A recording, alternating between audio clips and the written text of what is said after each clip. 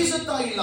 అది ప్రకాశిస్తున్నది కానీ దాన్ని గ్రహించలేకపోతున్నది. ಕಾರಣಕ್ಕೆ ಯಾವಾಗಲೂ ಕೂಡ ನನ್ನ ಕತ್ತಲದಲ್ಲಿ ನಡಿಬೇಕಂತ ಅವ್ರ ಮನುಷ್ಯರು ಇಷ್ಟಪಡ್ತಾ ಇದ್ದಾರೆ. మనిషి ఎప్పుడు కూడా వాడు చీకటిలో నడవాలని ఇష్టపడతాడు. ಅದಕ್ಕೋಸ್ಕರ ಒಂದು ಭಕ್ತನು ಪ್ರಾರ್ಥನೆ ಮಾಡ್ತಾ ಇದ್ದನು. అందుకని ఒక భక్తుడు ప్రార్థన చేస్తున్నాడు. ಸಂಸ್ಕೃತದಲ್ಲಿ ಒಂದು ಅದ್ಭುತವಾದ ಮಾತುಗಳು ಇರುತ್ತಾ ಇದೆ. సంస్కృతిలో అద్భుత రీతిగా ఒక పదం ఉంటుంది. ಏನಂತ ಇರುತ್ತಾ ಇದ್ದನು? ఏమంటాడు? ಅಸತೋಮ ಸದ್ಗಮಯ, అసతోమ సద్గమయ, ಸಮತೋರ್ಮ ಜ್ಯೋತಿರ್ಗಮಯ, సమతోమ జ్యోతిర్గమయ, ಮೃತ್ಯುರ್ಮ ಅಮೃತಮಯ ಅಂತ ಪ್ರಾರ್ಥಿಸುತ್ತಾ ಇದ್ದನು.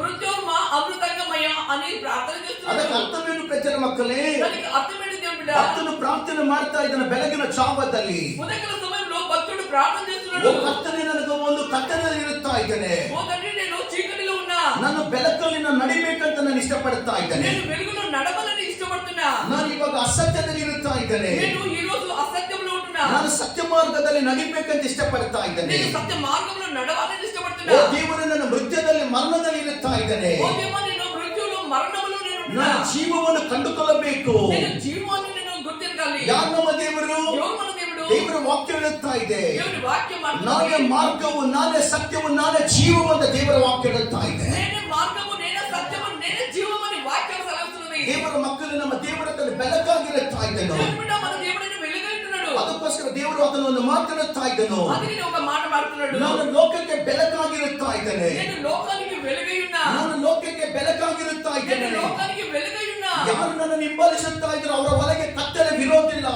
ఎవరైతే నన్ను వెంబడిస్తారో వారిలో చీకటి ఎంత మాత్రం ఉండదు. ಯಾರು ನನ್ನನ್ನು ಹಿಂಬಾಲಿಸುತ್ತಾ ಇದ್ರು ಅವರ ಜೀವಿತದಲ್ಲಿ ಕತ್ತಲೆ ಇರುತ್ತಿಲ್ಲ. ఎవరైతే నన్ను వెంబడిస్తారో వారి జీవితంలో చీకటి ఎంత మాత్రం ఉండదు. ದೇವರ ಮಕ್ಕಳೇ, దేవుడి బిడ్డ, ಇವತ್ತು ಎಲ್ಲ ಕಡೆ ನಾವು ಕ್ಯಾಂಡಲ್ ಲೈಟ್ ಸರ್ವಿಸ್ ಅನ್ನು ನಾವು ಮಾಡುತ್ತಾ ಇದ್ದೇವೆ. ఈ రోజు ప్రతి చోట్ల కూడా మనము క్యాండిడేట్ సర్వీస్ ಇದು చేస్తున్నాము. ಮಾಡಬೇಕಂತ ನಾನು ಹೇಳುತ್ತಾ ಇಲ್ಲ, ಆದ್ರೆ ಕೆಲ ಜನ ಮಾಡ್ತಾ ಇದ್ದಾರೆ, ನಾವು ಕೂಡ ಮಾಡ್ತಾ ಇದ್ದೇವೆ. ఇది చేయాలని నేను చెప్పడం లేదు, కానీ కొంతమంది చేస్తున్నారు, మనం కూడా చేస్తా ఉన్నాము. ಯಾಕೆ ಕ್ಯಾಂಡಲ್ ಲೈಟ್ ಸರ್ವಿಸ್ ಮಾಡುತ್ತಾ ಇದ್ರು? ఎందుకు క్యాండిడేట్ సర్వీస్ చేస్తున్నాము? ಅದಕ್ಕೆ ಅರ್ಥ ಬಂದು ಈ ತರ ಇರುತ್ತಾ ಇದೆ. దానికి అర్థం వచ్చి ఈ రీతిగా ఉంటుంది. ಲೋಕವೆಲ್ಲ ಕತ್ತಲವಾಗಿರುತ್ತಾ ಇದೆ, లోకమంతా కూడా చీకటితో కమ్మి ఉన్నది. ಆದ್ರೆ ನೀನು ನಿಜವಾದ ಬೆಳಕಾಗಿರುತ್ತಾ ಇದೆ. కానీ నువ్వు నిజమైన వెలుగైను. ನನ್ನ ಜೀವಿತದಲ್ಲಿ ಕತ್ತಲೆಯನ್ನು ನೀನು ಬೆಳಕು ಬರುವಾಗ ನನ್ನ ಕತ್ತಲೆ ದೂರವಾಗುತ್ತಾ ಇದೆ. నా జీవితంలోనికి వెలుగు వచ్చిన వెంటనే నాలో ఉన్న చీకటి అది పారిపోతున్నది. ನನ್ನ ಒಳಗಿದ್ದ ಕತ್ತಲೆ ದೂರವಾಗುತ್ತಾ ಇದೆ. నాలో ఉన్న చీకటి అంతా కూడా దూరమైపోతున్నది. ನನ್ನ ಕತ್ತಲೆಯಿಂದ ನನ್ನನ್ನು ದೂರ ಮಾಡು. నా చీకటి నుండి నన్ను దూరపరచు. ದೇವರ ಮಕ್ಕಳ ಕತ್ತಲೆಯಾಗ ಭಯವಿರುತ್ತಾ ಇದೆ. దేవుని బిడ్డ, ఆ చీకటి అనగా భయం ఉన్నది. ಕತ್ತಲೆಯಿಂದ ಮೋಸವಿರುತ್ತಾ ಇದೆ. చీకటి నుండి మోసపడున్నది. ಕತ್ತಲೆಯಿಂದ ಪ್ರಜರ ಮಕ್ಕಳ ಕಳ್ಳತನವಿರುತ್ತಾ ಇದೆ. చీకటిలోనే దొంగతనం కూడా ఉంటది. ಸೈತಾನ್ ಯಾರು?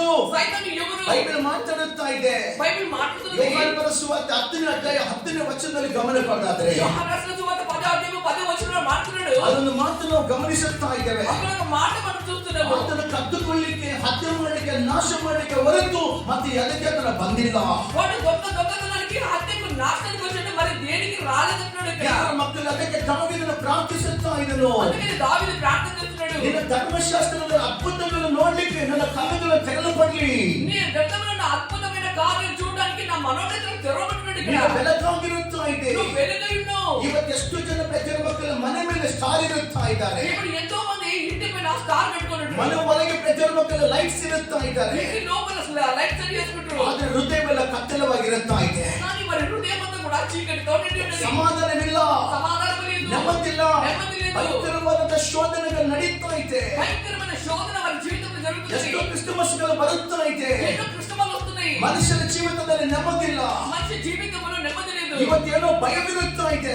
ఏదో ఒక భయం వెంటాడుతుంది. ಕೆಲ ಜನ ಮರಣದ ಭಯವಿರುತ್ತಾ ಇದೆ. కొంతమందికి మరణం భయం ఉంటుంది. ಕೆಲ ಜನ ರೋಗದ ಭಯವಿರುತ್ತಾ ಇದೆ. కొంతమందికి రోగం భయం ఉంటుంది. ಕೆಲ ಜನ ಆರ್ಥಿಕವಾದ ಸಮಸ್ಯೆಗಳ ಭಯವಿರುತ್ತಾ ಇದೆ. కొంతమందికి ఆర్థికమైన సమస్యతో భయం ఉంటుంది. ಕುಟುಂಬದಲ್ಲಿ ಸಮಾಧಾನ ಸಿಗುತ್ತಾ ಇಲ್ಲ. కుటుంబంలో సమాధానం దొరకడం ಆದರೆ లేదు. ಇವತ್ತು ನಾನು ನಂಬುತ್ತಾ ಇದ್ದೇನೆ, కానీ ఈ రోజు నేను నమ్ముతున్నా, ನಮಗೋಸ್ಕರ ಒಂದು ರಕ್ಷಕನು ಹುಟ್ಟಿದ್ದಾನೆ. మన కోసం ఒక రక్షకుడు పుట్టినాడు. ಆತನು ಏನು ಮಾಡುತ್ತಾ ಇದ್ದಾನೆಂದ್ರೆ ఆయన ఏం చేస్తున్నాడంటే, ನಮ್ಮ ಜೀವಿತದಲ್ಲಿರುವಂತಹ ಕತ್ತಲೆ ದೂರ ಮಾಡುತ್ತಾ ಇದ್ದಾನೆ. మన జీవితంలో ఉన్న చీకటిని ఆయన దూరపరుస్తున్నాడు. ಆತನು ಕತ್ತಲೆ ದೂರ ಮಾಡುತ್ತಾ ఆయన ಇದ್ದಾನೆ. చీకటిని దూరపరుస్తున్నాడు. ನಿನ್ನ ಜೀವಿತದಲ್ಲಿ ಮತ್ತೊಂದು ಅದ್ಭುತಗಳನ್ನು ದೇವರು ಮಾಡುತ್ತಾ ಇದ್ದಾನೆ. నీ జీవితంలో ఇంకొక అద్భుతము దేవుడు చేస్తున్నాడు. ಭಯಪಡಬೇಡ, భయపడకు. ಭಯಪಡಬೇಡ. భయపడకు. ಎಷ್ಟೋ ಹಬ್ಬಗಳು ನಿನ್ನ ಜೀವಿತದಲ್ಲಿ ಕಣ್ಣೀರನ್ನು ನೀನು ಸುರಿಸುತ್ತಾ ಇದ್ದೆ. ఎన్నో పండుగలకు నువ్వు కన్నీళ్లను కాచుతున్నావు. ನೆಮ್ಮದಿಲ್ಲ, ಸಮಾಧಾನವಿಲ್ಲ ಬ್ರದರ್. నెమ్మది లేదు, సమాధానం లేదు. ಆದರೆ ಇವತ್ತು ನಾನು ಹೇಳುತ್ತಾ ಇದ್ದೇನೆ, కానీ ఈ రోజు నేను ಯಾರು చెప్తున్నాను, ನಮ್ಮ ದೇವರು? ఎవరు మన దేవుడు? ನಮ್ಮ ಕಣ್ಣೀರನ್ನು ದೇವರು ನಾಟ್ಯವಾಗಿ ಬದಲಾಯಿಸುವ మన ದೇವರಾಗಿದ್ದಾನೆ. కన్నీళ్లను నాట్యంగా మార్చి వాడేస్తున్నాడు. Is a wonderful counsellor.